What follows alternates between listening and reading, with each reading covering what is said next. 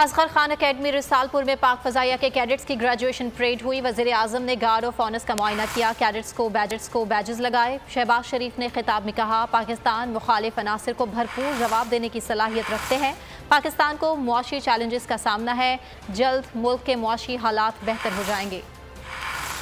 हवाए नफ्स की है हुक्मरानी, लुटेरा कर रहा है पासबानी।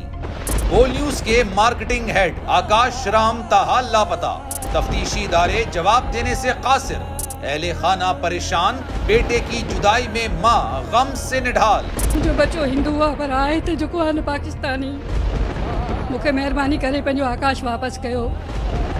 हुकूमत से बेकसूर और मुहिब्बे वतन बेटे की बाजियाबी के लिए फरियाद। आकाश राम के अगवा के खिलाफ अहले खाना की जानिब से सुप्रीम कोर्ट में दरख्वास्त दायर। सुप्रीम कोर्ट के चीफ जस्टिस उमर अता बंदियाल से आकाश राम के अहले खाना की जल्द समाअत की इस्तदा। मुश्किल की इस घड़ी में आलमी मीडिया ने भी उठाई आवाज।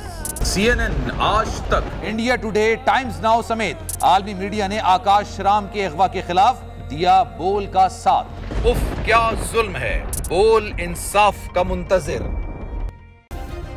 सब्सक्राइब करें और बेल दबाएं ताकि कोई खबर रह न जाए।